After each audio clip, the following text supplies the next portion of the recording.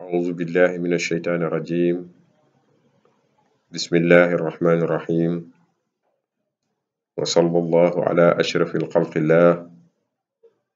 سيدنا محمد صلى الله عليه وسلم نبيا ورسولا. الحمد لله. نيجي سانت يالا سونو بروم ميغا خامني مو ñu may kàttanu ñu toog fas yéene waxtaane benn ci jàmbaaru lislaam yi fas yéene waxtaane ki nga xam ne ñun personnellement mooy suñu yaakaaru tey ak ëllëg di Cheikh Ahmadou Bamba Xaadimu Rasul. waxtaan bi nag doon liggéey bu mag bu nga xam ne dañ ko fas yéene tàmbali tey am nuñ ko chartale fas yéene wax ci jaar-jaar yi nga xam ne moom mooy ay jaar-jaaram li ko doore ci bi muy gane àddina ak bu muy dellu ci suñu borom subhanahu wa taala. loolu nag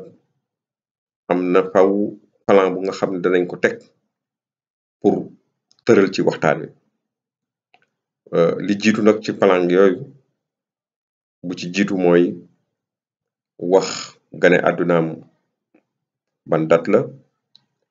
wax fan la gane àddina, wax ñan ñoo ko meññ, wax askanam wan askan la, ndalum alxuraanam ci yan loxo la jaar ba wàcc alxuraan,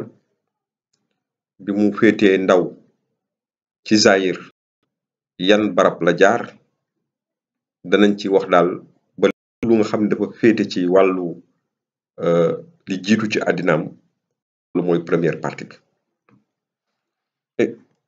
ñu bëggee dugg sans transition ci waxtaan bi dañu naan Cheikh Ahmadou Bamba Xaadimu Rasul mi ngi gane àddina ci 1272 gannaaw gàddaay mu dëppoo ak atum 1853 ci calendrier tubaab maanaam ci calendrier grégorien. ñi nga xam ne ñoom ñoo wax loolu solo ko parce que nit lépp lu mu wax war na am fenn fu nga xam ni fa la koy wéer nga xam ni kenn du ko mën a weddi. mooy ni ci ñi wax ci Cheikh Ahmadou Bamba am na ci ñaari tànneef yoo xam ni fuñ ko waxee danañu xam ni ñooñu ñu ko xam lañu parce que ñu mu daan waxal la. kenn ki mooy doomam di Cheikh Mouhamadul Bachir Sëriñ Basiru Mbàkke nga xam ni téereem boobu nga xam ni maanaam téere la boo xam ni bu matale la macha allah te mu jagleel ko waajuram bi ak yoonu murit moo ci wax na ci lu mel noonu daal di ko dëppale ak 1853. boo demee aussi ci téere bi nga xam ni moom la secrétaire wu Cheikhul Khadim daanaka di Cheikh Mouhamadou Lamine Diop Dagana Irwaawu Nadim xam ni tubaab ñu ngi naan que l'abreuvement du commensal dans la douce source du Cheikhul Khadim. moom Cheikh Mouhamadou Lamine Diop Dagana wax na ni jëlee na ci Ousmane Aan nga xam ni kenn ci magu taalibe Serigne Touba yi la nga xam ni ku ko jege woon bokk na ci ñi njëkk a jébbalu ci Cheikh Ahmadou Bamba di boroom xam-xam bu mag bu Pout. nee na wax na ni confirmé na loolu ni cheikh bi mi ngi ñëw ci jamono ci atum 1272 de l'hégire mu dëppoog 1853 ci wàllu calendrier grégorien. kon loolu foofu lañ ko wéer. li ci topp mooy mi ngi jóge ci ñaari jullit yu mag yu xam ni dañu ràññiku.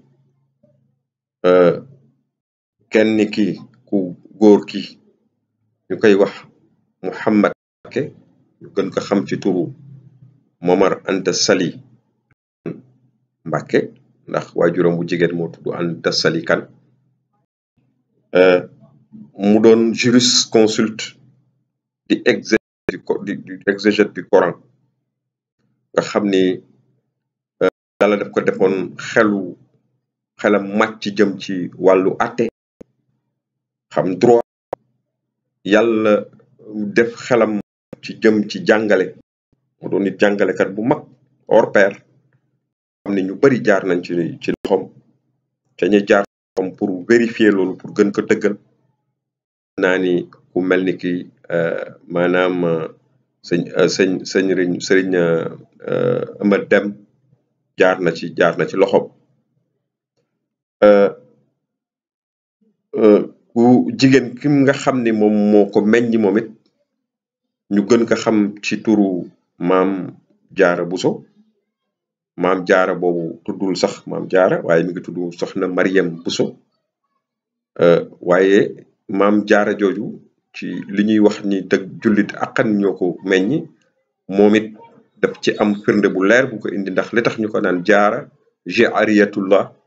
mooy way jege yàlla bi ndax ba mu nekkee gën nekk na ndaw teel na jox boppam suñu borom subhanahu wa taala teel na am ay ràññiku bu feeñ ci moom ci cofeel gu mu am ci suñu borom ak ci diine ba tax ay ñoñom di ko wooye daan ko wooye jaariyatullah jox ko boobu dàkkantal kon suñu waxee ni mi ngi jóge ci ñaar ñu ràññee nañ leen ci seenu càng yeesu ko kenn mënu ci am leneen lum ciy teg ndax ay firnde yu leer moo ci nekk ñaar ñooñu ko meññ nag muy Mouhamad Mbacke Mor Anta Sali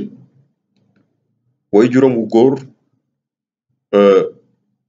moo di maam Balla Aysa Buri ñu naan ko Habiballah la tudd Habiballah Mbacke Anta Sali Kane Anta Sali maanaam Aysa Dem di way juróom wu jigéen moom maam Balla Aysa Buri moo tax ñu naan ko Balla Aysa mais Aysa bi Aysa Dem la yaayam Demeen la way juróom bu góor doon directement Mouhamed El Kébir Mbacke ñu gën ko ràññee gën ko miin ci réew mi ci turu maam Maaram Mbacke ñu taxaw ci maam Maaram Mbacke moom ndax maam Maaram noonu mu meññee waajuram bu góor noonu la maam Maaram meññee it waajuram wu jigéen ndax waajuram wu jigéen maanaam maam Soxna Jaara Buso ki nga xam ni moom mooy waajuram wu jigéen mooy Astawaalo Mbacke maam Astawaalo Mbacke Astawaalo Ndumbe Daanu Ñang Mbacke Astawaalo Ndumbe Daanu Ñang moomu ci doomu Ndumbe Daanu Ñang ak ku ñuy wax maanaam Sayar Mouhamad Soxna Buso Mouhamad Soxna Buso moo jur Astawaalo Ndumbe Daanu Ñang mu jur maam Jaara Sayar Soxna Buso boobu mën nañu ni ci lu ñu dul juum maam Maaram Mbacke mooy waajuram bu góor nga xam ni buñ ko seetloo ci niñ ko waxee ci njëlbeen loolu mooy firnde gu wane ni Cheikh Ahmadou Bamba ci ndeyam waajuram wu jigéen ak ci waajuram wu góor yépp mi ngi askanoo ci mi ngi soqikoo ci maam Maaram Mbacke moom nga xam ni mooy jàmbaarul islam ju mag jooju nga xam ni macha allah wuuta ga mu jànge alquran ma ngi ko jànge ca peggu Cerno Samba Caam di maamu cheikh al islam Cheikh Ibrahima Niass te wax nañ ni keroog ba nga xamee ni wàcc na bay waaje ba ñu wàcce ko ba mu war a dem dellu ca dëkkam maam Cerno Samba dafa daal di taxaw ni Mor Anta Sali mi de kuy jàng ci yéen alxuraan bëgg xam-xam indi la fi pour jël fi xam-xam mën ngaa toog ndax xam-xam mi ngi fi du fi jóg waaye bu dee barke la de képp koo xam ni barke moo la tax a jóg utu barke booy boo nga dëpp te xam ni barke bi fi newoon Maharam Mbàkke jël na ko maam Maharam Mbàkke jël na ko nga xam ni kooku muy Cerno Samba Caam ca Fuuta mooy maam directu Cheikh al Islam Cheikh Ibrahim Niass d'ailleurs maam Maharam Mbàkke dafa jël doomam am na benn ci doomam bu nga xam ni mooy jur maanaam mooy Cerno Farimata Cerno Samba Caam Farimata Sekk Mbàkke la tudd ndax way juram Farimata Sekk la tudd Cerno Farimata moomu boo koy seet moo jur daanaka Xari Mbàkke Xari Mbàkke jur Ngañ Xari Ñang Ngañ Xari Ñang jur soxna Safiyatu Ñang soxna Safiyatu Ñang jur ki ñuy wax Mouhamadul Mansour Malik di Alaaji Mansour bu sëriñ bu Cheikh Seydil Hadj Malik ak Cheikh Abdul Aziz Dabakh ak sëñ Habib Sy Malik mu am frère am bu nga xam ni moom la ñuy wax Amadou Farimata Amadou Farimata moom tamit Farimata Sekk moo ko meññ ak maam Maram moom moo jur ki ñuy wax Mati Mbàkke soxna Mati Mbàkke daal di meññi maam Ousmane Sy maam Ousmane Sy Demba Xuraja daal di meññi ki ñuy wax Seydil Hadj Malick radiyallahu taala anhu kon boo ko seetee Cheikh Ahmadou Bamba ci ñaari laaj càllal la yépp mi ngi askanoo ci Maharam des na sax ndax danañu gis ni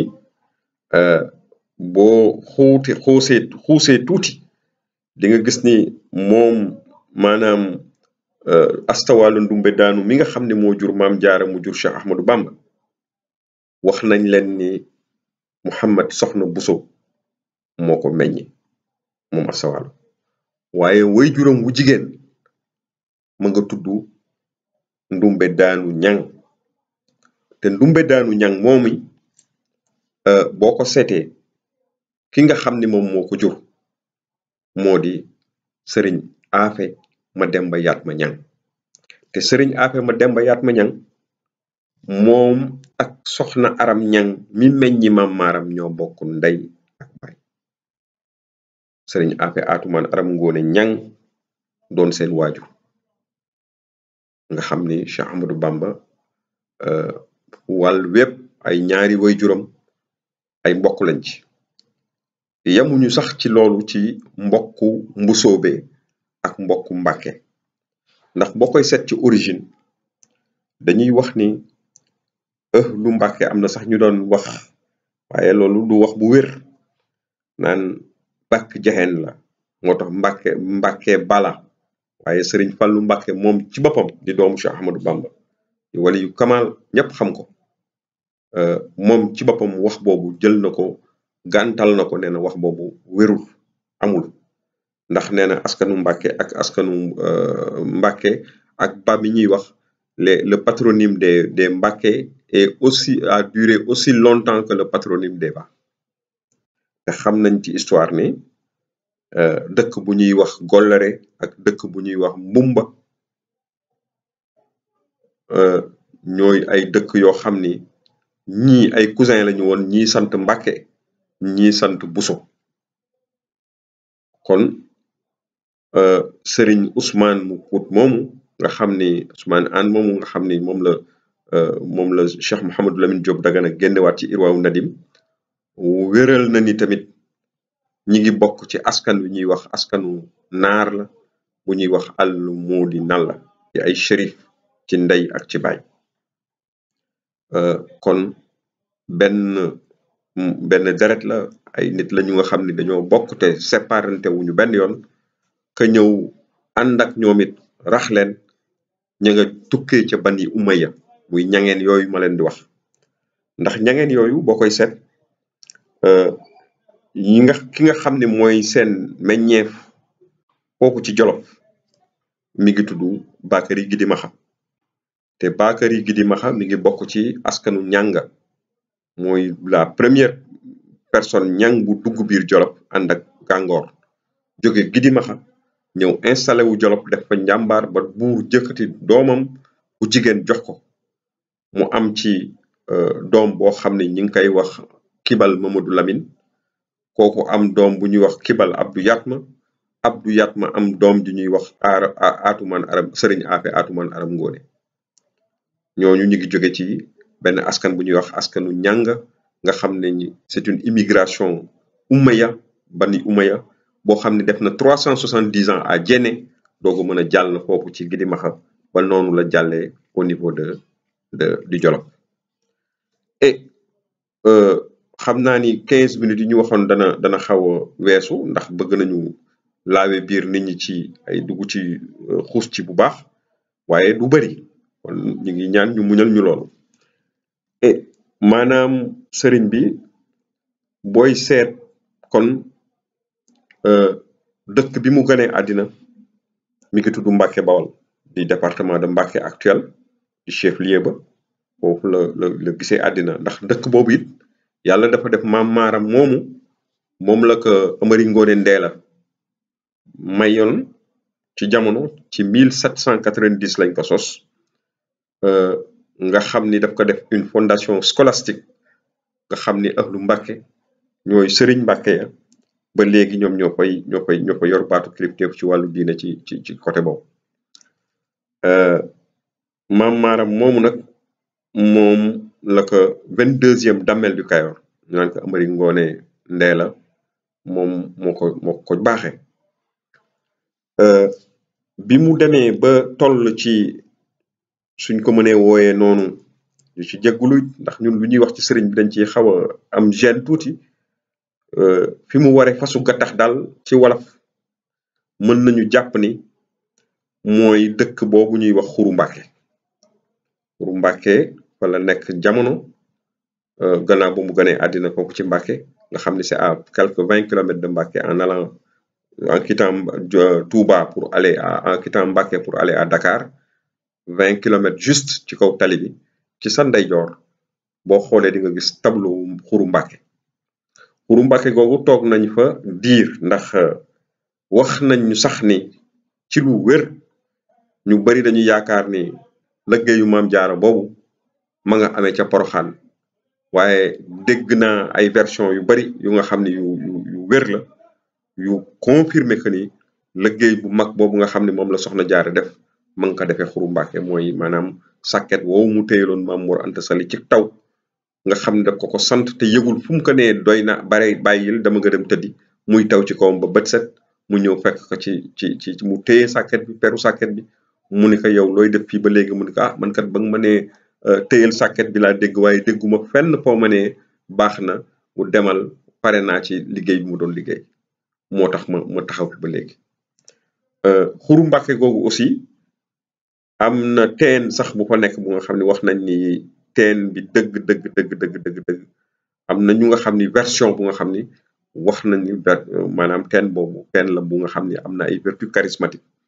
ñun nag amuñu ci certitude moo tax duñ ci wax bu nga xam ni wax bu catégorique maanaam des na ko gëstu encore Xuru Mbàkke googu nga xam ni Cheikh Ahmadou Bamba Xaadimu Rasul rakkam bi topp ci moom mbokk ak moom ndey ak baay ñu naan ko Habiballah nga xam ne seen maam Balla Aysa Buri lañ ko tudde foofu la wàccee liggéey ci ndawam foofu lañ ko denc barabam ba nga fa ñu koy wattu sell wax dëgg yàlla rakkam ju jigéen ju mu bokkal ndey tamit ñu naan ko Soxna Faati moom foofu la wàccee liggéey ndax foofu lañ ko mujjee gis ndax wax nañu sax ne ay naar ñoo ko sàccoon yóbbu ko comme niñ daan def di wër ci dëkk yi di jël ay xaleel di yóbbu gànnaar waaye nee nañu yeggul gànnaar ndax am na ay version yu nga xam ne wax nañ ni rakkam jooju benn góor yàlla ci ngéwul foog naa ni Cheikh Saad Bu la wala ku ko jege gore wuñ ci moo ay la yewen moo tax moom wax nañ dégg nañ ni ko wax na ni doomu Mor Anta Sali jëreeroon de yëg nañ ni mi ngi fii ci suufa sa géwul fi la des luñ ci mënti doon yooyu yëpp ay mbir la yu nga xam ni des na ko gën a xóotal gën ko gëstu su ko defee ñu jàpp ni Xuru Mbàkke googu bañ fa toogee ñoom ba 1864 ci la am xew-xew bu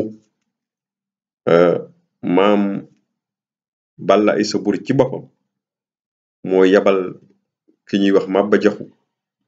nga xam ni dafa jóge RIP dégg ni di def ay incursion punitive au niveau du Jolof ak du Bawol ak du Kayoor ndax daf daan am ay dégg ci exaction yu nga xam ni maanaam ceddo yi ñi ngi ko doon def jëmale ko ci sëriñ si mu doon lu ko metti su ko defee mu daal di moom tamit doon mébét daal bépp sëriñ bu nekk ci biir dingare yooyu mu dajale leen yóbbu leen RIP ci wetam nga xam ne danañu nekk en sécurité te dana gën a dooleel l'islam ba nga xam ne amaana sax bu ñuy ñëw di dal ci kaw ceddo yi danañu nekk kuréel yoo xam ne ay kuréel yu am doole lañu. Toujours est-il que dem na seeti maam Balla Aïssa Boury waxtaan ak moom ci loolu maam Balla wan ko ni ka man fi ma nekk mag laa ndax maam Balla tolloon na ci jamono yooyu ci 99 ans maam Balla wan ko ni ko man sama àddina wéy na waaye am naa doom joo xam ni yéen a maase àddina te ku yàlla may la ci wàllu xam-xamu atte xam-xamu jàngale kooku de bu doon sama sagoo nga dem seeti ko wax ak moom ne ko sa wayjur mooma yabal ci yow xamaana boo ko waxee dana mën a ànd ak yow fekk si la foofu ci RIP noonu la Maba Jaxu takke dem ca Maam Mor Anta Sali waxtaan ak moom waxtaan wu nga xam ni macha allah seeni xol dëppoo na Maam Mor Anta Sali ànd ak njabootam jóge Xuru Mbàkke googu dem fekki almaami Maba Jaxu foofee ca RIP lu jiitu loolu nag li ñuy wax ci maanaam sëriñ bi fu mu jaar ci wàllu njàng rapidement rek mën nañ ko wax ndax ku ne xam na ni Sénégal surtout nag boo amee wayjur woo xam ne jàngalekat la balaa kenn di def dara ci yow moo la ci jiitu ndax moom Maam Mor Anta Sali jàngalekat bu mag la woon boo xam ni wax naa leen ko léegi am na sëriñ yu mag yoo xam ni sax ci yeneen yoon lañu nekk yoo xam ni seeni kilifa ñi ngi fi ndax man dégg naa sëñ Moustapha Cissé Pire yal na yàlla yokk leeram te yërëm ko te yéexeñu yàlla yokk leeram te taas ñu ci barkeem dégg naa ko mu wax ni moom maamam mi ngi jànge ci Maam Mor Anta Sali alquran su ko defee Maam Mor Anta Sali ba mu ko dalalee alquran daf ko dal di yëkkati jox ko ndijaayam ñu naan ko Mouhamad Bousso boobu turam bi nga xam ne moom la ñu gën a miin mooy Sëriñ Bousobé nga xam ni moo ko soxna Jaara ñoo bokk ñaari wayjur yëpp ñoo ko bokk ndey ak baay ñoo ko bokk maam Sëriñ Bousobé bi mu téye jarbaatam boobu am lu mu def ci moom ba fa mu war a yam dafa yëkkatiwaat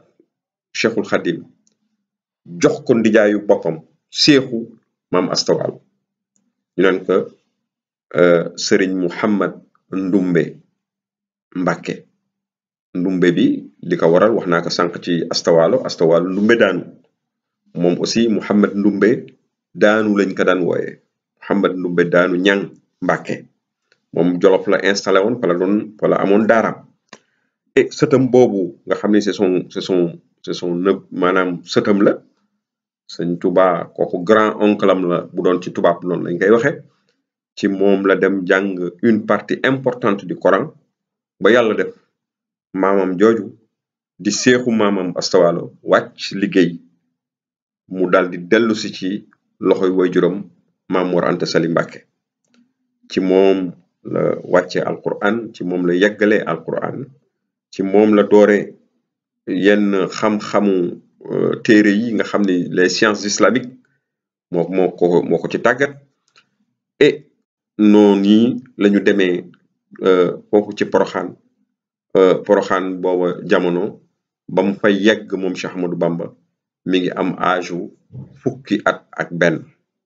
kon ngeen xam ni booba ci wàllu zahir sëriñ bi atam bareegul woon fukki at ak benn ci la dem Poroxaan nag bañ fa demee yàlla dafa def Maba Jaxu yëkkati lépp lu jëm ci wàllu jàngale alquran jox ko Maam Mor Anta Sali waajuram et Maam Mor Anta Sali doon koo xam ni du dëkk ak buur même bu dee buuru jullit la toujours daara moom dafay éloigné wu tuuti du dëkk bokk ak moom benn cour mu dal ni ko may ñaan ko pour mu may ko mu tànn ci dëkk yi jege ci capital ba Nioro noonu yi la tànnee dëkk bu ñuy wax Porokhane te au fond le véritable nom de Porokhane c'est pas Porokhane mais c'est Purkhane par déformation nag ca la demee ba ñu naan Porokhane xam nga wolof dafa mën a déformer wax bu mën a déformer baat bu dul baatam day dem ba adapté ko ba day mel ni baatam la baatu wolof originel la mais en réalité c'est Purkhane à la place de Porokhane waaye nañu jàpp ni Porokhane la ndax maanaam comme niñ koy waxee am na yu dafa dëgër ci askan ba nga xam ne bu xasee ba jàll ba noppi dañ koy rafetal rek jàllale ko noonu et ba mu fay dem comme ni ma leen ko waxee mi ngi am fukki at ak benn waaye Maam Mor Anta Sali mu baax ma yàlla dafa def at moomu di 1864 ba mu fay dem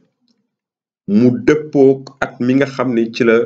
Lat Joor ñàkkee bataille bi ñuy wooye la bataille de Loro nga xam ni xajatul Kajoor ndax booba tubaab yi jekku nañ ko mu fas yéene gàddaay ba mu gàddaayee xam taxuñoo jóg moo tax dañ koy cof rek amaana ci yeneen émission yeneen waxtaan danañ ci ñëw ci waxtaan boo xam ne Lat Joor a ko tax a jóg danañ ñëw toog waxtaan ci loolu maanaam ba mu jaaree Siin te ñu gàntal ko xam ngeen ko dafa dal di jublu Saalum dal di jublu Rip ndax Maba Jaxu ku ne xam na diggante Maba Jaxu ak ndeyam Ngoone Latyr Fall doomu Maysa Tend Joor jamono ji nga xam ne Maysa Tend baayam moo doon Damel du Kayoor ku ne xam na ni Maba Jaxu boobu ma ngay jàng alxuraan foofu ca Longoor sëñ Babacar Mbay ba mu ak la ca topp maanaam rey nit ga nga xam ni moom defoon na ko moom Maba Jaxu ndax dafa dem di sàmmi ànd amee ay maanaam juru sëriñam dem ci tool yi joteeg benn sàmm par yàlla def ko bakkanam rot mu nekk ci danger ñu nar ka jàpp wala yu demee noonu wax nañ ni maanaam Ngoone Latyr Fall ci yërmandeem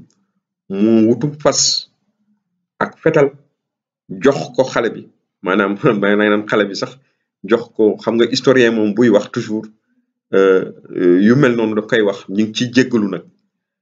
maanaam jox ko Maba Jaxu ne que li ma bëgg mooy nga daw gaaw balaa fere yi ñëw su ko defee buñ la jàppee buur bu lay jugé daf naan da nga rey nit rek dañ lay jugé noonu duñu jéem a xam lu tax circonstances yi am noonu la dawee dem Jolof loolu nag fàttewu ko moom Maba waaye nag comme buuru jullit la tey Lat Joor amoon na ak ceddo parce que Lat Joor sax boo koy seet moom tamit originellement du ceddo parce que maamam bi nga xam ni moo meññi maamam bi jur baayam moom la ñuy wax Saxewar Fatma te kooku sa tombe est canonisée Cheikh Ahmadou Bamba wax na ni waliyu kaamil la Seydil Hadj Malick wax na ni kooku ku ñuy war a siyaare la mais way juróom bu góor moom moo demoon ba excusez-moi du terme ba nekk genre renégat ci diine ndax proximité bu mu amoon ak ceddo yi waa kër Maysa Tend Joor ba takk fa doomu Maysa Tend Joor muy Ngoone Latyr Fall loolu Lat Joor sax wax nañ ni jàng na alxuraan moom it ci Longoor waaye dafa dem ba nga xam ne après ceddo yi ñoo ko jël muy waa kër Joor Mbay waa kër Demba War Sall tàggat ko maanaam encadré ko ba mu nekk Damel du Kayoor donc te ñooñu c'était les tenants du système ceddo au Kayoor donc Lat Joor était en plein dans le ceddoïsme moo taxoon Maba daal di exiger ni moom nangu na leen jël en charge nangu na leen fat ndax kóllëre googu yépp waaye nag dafa am condition bu nga xam ne moom bu fekkee ni ñoom nangu nañ ko dana leen fat mooy il faut que ñu dugg ci diine l'islam te mu doon lu sincère ci ñoom wax nañ sax ni Lat Joor au début il n'était pas tellement d'accord là-dessus foogoon na ni loolu chantage la mais Demba War moo ko convaincre won ko ni ko maanaa nañu def lu mu bëgg suñu demee suñu dëkk def lu ñu neex. Finalement Lat Joor yàlla def mu dugg ci diine l'islam waaye dugg ba mu ca dugg doon nekk commandant en chef des forces armées musulmanes du Badibou. yàlla def ci moom maanaam xolam daal di nekk xol boo xam ni dafa kii ci l'islam dafa sey ci l'islam ba mu commencé nekk jullit àqan. année boobu nag 1864 ci la Lat Joor moom tamit ñëwee RIP. ba muy ñëw RIP ku ne xam na ni ci bagaasam ànd naag ku ñuy wax Ma Jaxate Kala parce que Ma Jaxate Kala moom musul taqalikook Lat Joor xaali Ma Jaxate Kala ànd na ak fere yi nga xam ni Alburi Njaay ci la bokk ak ñeneen ak ñeneen parce que Alburi ak Lat Joor musuñu tàqalikoo lu dul ci après Samba Sadio ci la Alburi jëlaatee Jolof ci la amee nguur ci la ñu xawee tàqalikoo waaye lu jiitu loolu ñoo mës a nekk ensemble ndax ay mbokk lañu. Lat Joor ndijaay la ci Alburi Njaay. maanaam daal danañ ci gën a ñëwaat ci lu jëm ci Alburi Lat Joor et cetera mais dama bëgg rek ñu xam ni RIP ci jamono yooyu ñaari force yooyu bañ fay daje muy Mor Anta Sali ak Lat Joor ànduñu waaye dafa tombe ñu daje fa. loolu lu mat a leeral la parce que ñu bari dañuy def confusion ci loolu. ci ginnaaw gi nag la Lat Joor ak Maam Mor Anta Sali doone ay xaritu benn bakkan nga xam ni Maam Mor Anta Sali bëgg na ko lool. Lat Joor it am ci moom estime bu rëy macha allah ba sax ay jarabaatu Lat Joor dem nañ ko ba mu jox ko Maam Mor Anta Sali. yaakaar naa ni Sëriñ Masamba mbokk la ci ñoom yu demee noonu. et léegi nag booba Poroxaan googu la ñu installé sëriñ bi nekk fa ak ñoom Maamu Ndari ak ñoom Sayer Mati et cetera. te daara ja li muy nekk ndaw foofu nit ñi commencé nañ ko sax di ràññee ci ay éthique am ci pudeur am macha allah. waaye dañ fa toog ba ci atum 1866 nga xam ni maanaam ñetti at wala ñaari at parce que 1864 dañ fa ñëw mais 1866 ñaari at après maam Soxna Jaara daal di génn àdduna. booba mi ngi am fanweeri at ak ñett at wa nga xam ne yonent yàlla Isa ibn Mariama ci la génnee àddina moom Mariama Buso Soxna Jaariyatullah ci la génnee àdduna doon maanaam ci en plein ndaw ci la génnee àdduna. boobu Sëñ Tuubaa mi ngi am fukki at ak ñett. ñoonu lañu toogee ñoom gis nga RIP googu ci lay jeexale waxtaanu tey wi. RIP googu jamono jooju mën nañu jàpp ni li ñuy wax ci tubaab naan c'était le pôle triomphant de la djihad en Sénégambie ndax en même temps ay fondation scolastique yu bari ñoo fa daje woon ay fondation wu maanaam boroom xam-xam jàngalekat ay ñoo xam ne dañoo ŋànk diine ñu bari ci ñoom daje woon nañ ci barab boobu. ci ñi ciy cité mën nañu wax ni Alaaji Ablaye Niass di wayjuru Cheikh Ibrahima Niass Cheikh al Islam ma nga fa amee fetal war fas di jihad. Samba Tukulóor Ka di wayjur ci Cheikh Ahmadou Bamba ndax ndijaayam la bàyyi la bu ndaw ci moom it ma nga fa woon di war fas gardu fetal di jihad. Sëriñ Busoobe mu nga xam ne moo ko Soxna Jaara ñoo bokk ndey ak baay dafa daan war fas gardu fetal di jihad di ndijaay lenqe Cheikh Ahmadou Bamba Germain. Maam Mor Anta Sali jàngalekatu alquranu doomu askanu ñi nekkoon foofu ci Poroxaan moom dafa doon jàngale alquranam. nga jël Abdoulaye Wulimata Xuma nga xam ne maam la ci ñoom Cheikh Ahmad Tidiane Sy moom aussi ma nga fa woon. Abdou Ba nga xam ne maam la ci doom rakk la ci maanaam Maba Jaxu ñoo bokk baay te bokk ñu ndey di maamu Cheikh Ahmed Tidiane Sy ak ñoom Serigne Abdou Aziz Sy Junior ak Pape Malick moom it ma nga fa woon. dégg nga Mamadou Lamine Dramé ma nga fa woon nga xam ne Cheikh Oumar a ko jox wér. donc ak ñeneen Fodé Kaba ñu bari am na ñu bari ñu nga xam ne jaar nañ ci dingare boobu ci at diggante 1864 ak 1867. donc mën nañu wax sans risque de nous tromper que c'était le pôle triomphant de la djihad islamique en Sénégambie parce que dingare la bu nga xam ni benn tànk boo ko jéggee yaa ngi Gambie benn tànk boo ko jéggee yaa ngi biir Sénégal ci noonu effectivement ci la atmosphère boobu moo doon régner au niveau du RIP en ce moment mais ku nekk xam na ni personnalité Cheikh Ahmadou Bamba li koy gën a firndeel li koy gën a leeral mooy xoolal koo xam ni ci atmosphère boobu la màggee amee yenn âge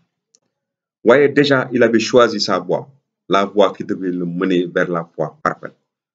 jihadu nafsi moom dafa ni jël na contre-pied wu loolu ca moment boobu ne guerre bi nga xam ne mooy guerre bi mata guerre mooy guerre ruux mooy guerre ak sa bakkan mooy teg sa tànk ci siratal mustaqim mooy xeex ak sa bakkan loolu mooy la grande guerre nga xam ni loolu firnde la ci ni Cheikh Ahmadou Bamba nit la koo xam ni maanaam nit ku teel a am personnalité et noonu la ñu nekkee RIP ba yàlla mi nga xam ni dara tëwu ko ñu dem ba ci atum 1867 à la suite des échauffourées yu amoon yu nga xam ni maanaam mbett ma nga xam ni waa Kajoor